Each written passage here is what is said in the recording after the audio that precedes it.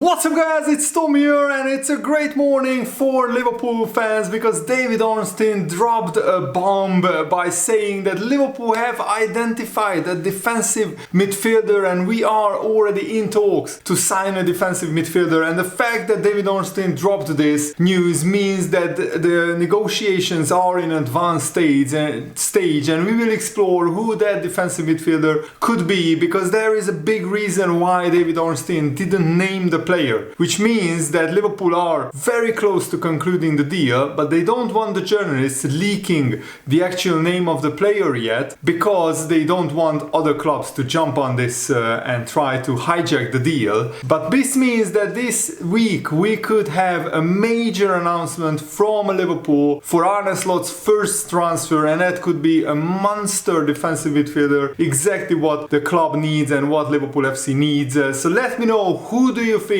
Liverpool should sign as our new main defensive midfielder who could come in and play instead of Waterrando or Curtis Jones or even Dominic Szoboszlai and Ryan Gravenberch all played in this number 6 defensive midfield position during the preseason tour in the USA. Liverpool have won all 3 games, and even though Arne Slot praised Gravenberch's performance in the friendly against Man United, Liverpool have now identified the target in that position. David Ornstein confirmed, and they are now moving ahead with the signing for that role. Even though Liverpool have turned down bids for Waterrando, Liverpool see Waterrando as a good squad player, but it's very clear that Liverpool need to upgrade on that position, and now it looks like Liverpool are doing that by pursuing a specialist number 6 from outside of the Premier League. So that's the only thing that David Ornstein revealed. Apart from that, Liverpool are moving ahead with the signing for that role, is that the player is not from the Premier League, and I think that's a good thing, because any player you sign from the Premier League, you have to pay 20-30 million pound premium on that player. I mean, Moises Caicedo went for 115 million to Chelsea, and even Lavia, who had 1 season in the Premier League, went for more than 50 million to Chelsea. So guys, if you are excited about this transfer news, make sure to leave a like, subscribe if you're new around here, and if you want to support my work and my channel further, you can do so by subscribing to any tier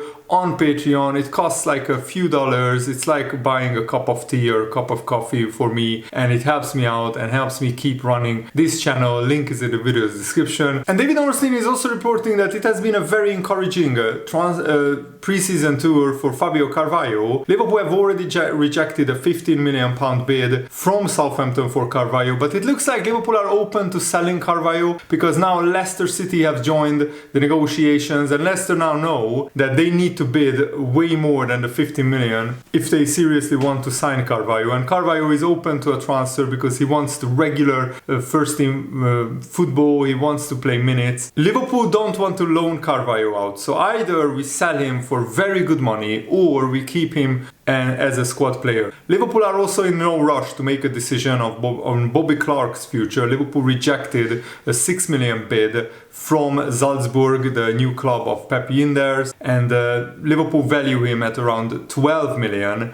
He's also subject of plenty of loan interest from the Championship. So I think Liverpool might loan Bobby Clark out if nobody matches his valuation, his reported transfer fee that Liverpool set for him. Szoboszlai and Gravenberch looked much more comfortable than Endo in this number 6 role, in this deep lying playmaker role. Endo struggled to get to the grips with Arne Slot's more patient, possession-based approach. Asked specifically on whether he was looking to add a holding midfielder to his squad, Arne Slot said, "I think Ryan Gravenberch did really well in that position and we have other options as well. The best way to judge it is when we have all the players back, and we still haven't, but the club like Liverpool always keeps its eye open to see what's available on the market, players who can strengthen the squad, and that is what we do, and that is what Richard Hughes mostly does." But Arne Slot also is in constant conversation with Richard Hughes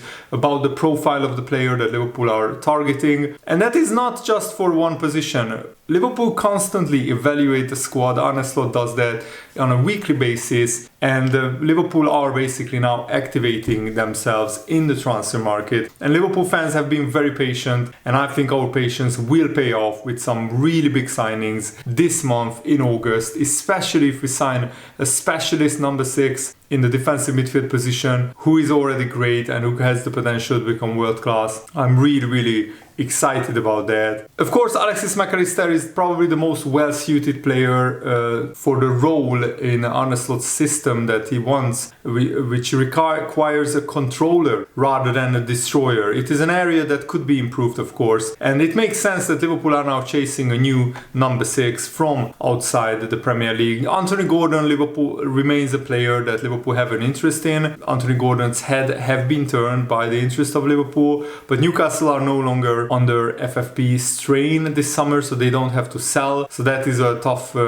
transfer to pull off. And Liverpool are listening to offers for Sepp van den Berg, Carvalho, Nat Phillips, Endo, Bobby Clark. They have all been subject to offers that Liverpool have rejected. Liverpool don't want to sell players on the cheap. We want to get their proper value. And Tyler Morton and Ben Doak are attracting interest. They will get probably loaned out. Liverpool are also not looking actively to sell Joe Gomez. He remains part of Arne Slot's plans, but Joe Gomez has other suitors beyond Newcastle. Now it looks like Newcastle are signing Mark Guéhi from Crystal Palace, so that is also an interesting transfer deal that maybe could rule out Newcastle buying Joe Gomez. And the fact that David Ornstein couldn't mention a name surely means that Liverpool are after a serious player who is already either a big name or who has a big potential, who is a young talent. And that means that Liverpool don't want others to hijack this deal, because there are very few very good defensive midfielders on the market for sale who fit into Arne Slot's system, who is good at defending but also good at progressing with the ball,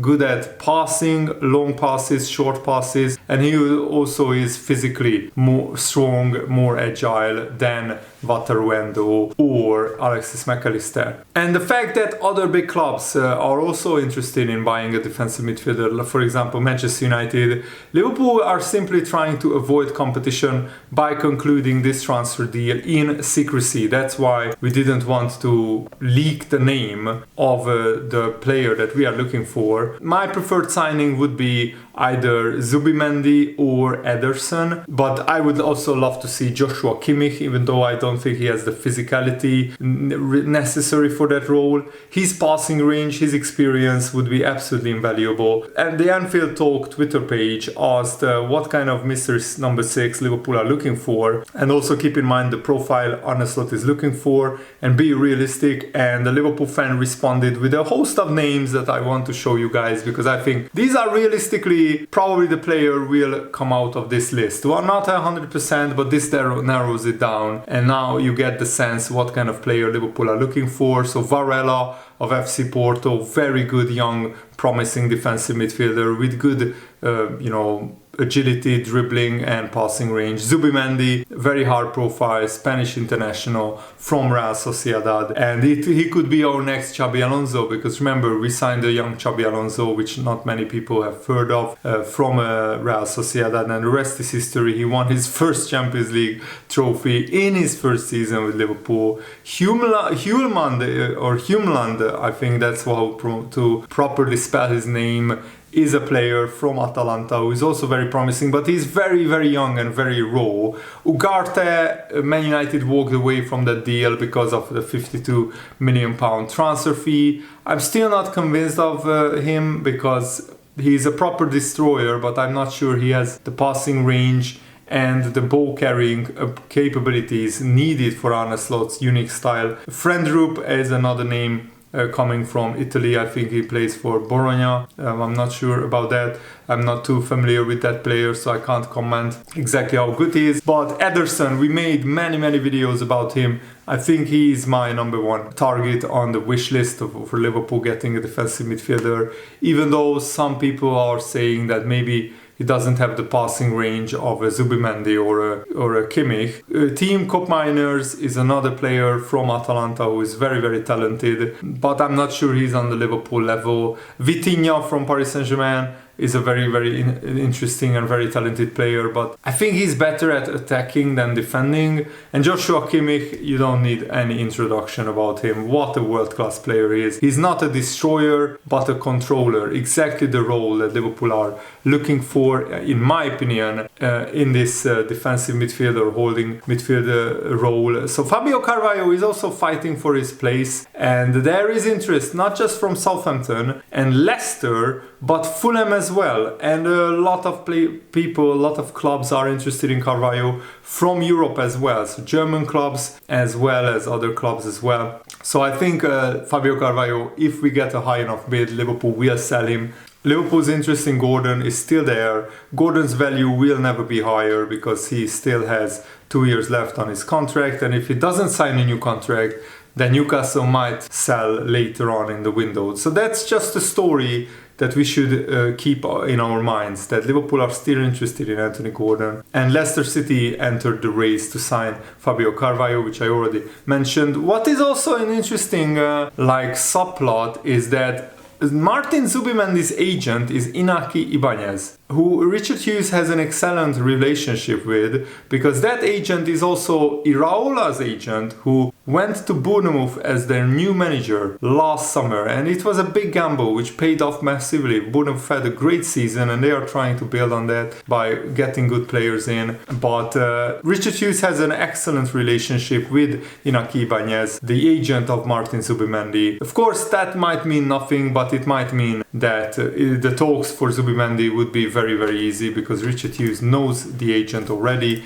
having worked with him when Bournemouth signed Iraola as their new coach, their new manager. And I just wanted to get this picture on the screen for you guys, comparing Wataru Endo's statistics of last season to Martin Zubimendi's statistics. And Zubimendi has more goals, but Endo attempted more passes, but that's down to the fact that Liverpool play a lot more higher percentage possession style play. Duels contested, interesting, is Wataru Endo is better. Tackles made, take-ons, slightly better. But the take-on success rate, Martin Zubimendi is better in that. And Wataru Endo won more aerial duels, but the success rate of percentage of aerial duels won, Zubimendi is better than that. But ground duels and duels in total won is better for Wataru Endo. So already on this chart, Wataru Endo's numbers are better. So Liverpool have to be very careful to find the right profile, the right kind of player. And this just shows it's very difficult to find upgrades on these defensive midfield position, because we already have very good players for this role. Wataru Endo, Bajcetic, McAllister, they are already very good players. McAllister, I think, is already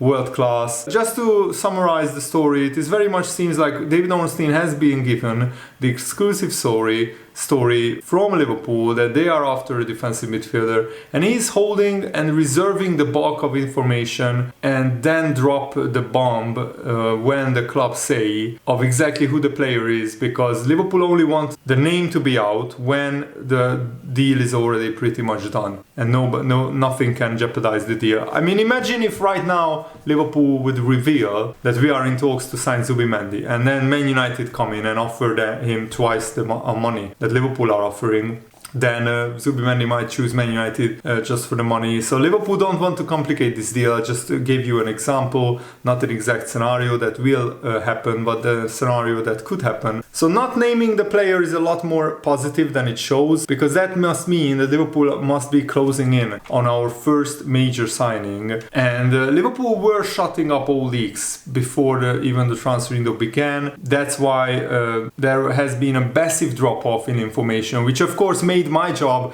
a little bit more difficult, but I love doing the research and I love doing these videos to get as much information as possible out for you guys. But I understand why you must be frustrated, because we love transfer news about Liverpool FC, and Liverpool have been very tight-lipped, and most of these transfer news came from abroad, from other countries, from other journalists, and every journalist are struggling to get stories out about Liverpool, and everything you see is very opinionated because they have literally very little, almost nothing to work with, because Liverpool aren't leaking any stories to their journalists. And this is probably the first time for a while that a journalist like David Ornstein, who is one of the most credible journalists, he's holding something worthy, very good, worthy information, which means that Liverpool must be closing in on their first transfer. And I think Liverpool signing a defensive midfielder as Arne Slot's first transfer is symbolic, because that is the one position that I think Liverpool absolutely have to strengthen. We cannot afford to go into the first half of the season and play the first half of the season without an improvement in the defensive midfield position.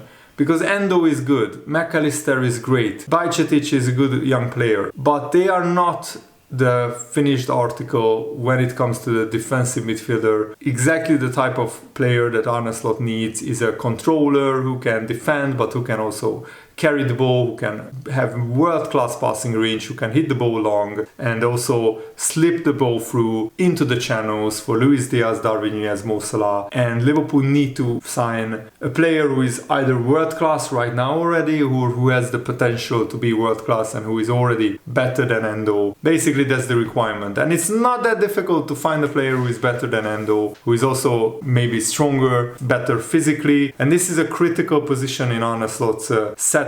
So I'm really hoping that Liverpool will get this deal done very soon, and I can make a player announcement video for you guys. I want Liverpool to sign Ederson, but a lot of players on that list would satisfy me, because they are very talented, very young players with a lot of room to grow and a lot of potential. So I'm really excited for this second part of Liverpool's transfer window. Now that Arne Slot is much better suited to evaluate the proper needs of this Liverpool squad and the proper value and the strength and depth of this Liverpool squad, now that he has worked with the Liverpool squad for almost a month during pre-season. And still Liverpool have like 6 or 7 players to come back, but now all of the players joined in for the pre-season training, because they are back in Liverpool, and the likes of Darwin Núñez, Cody Gakpo, Alisson, all joined into the preseason training now, so Arne Slot can see them in action as well. I'm really looking forward to reporting more transfer news stories for you guys. Thanks for watching, have a nice day, see you later,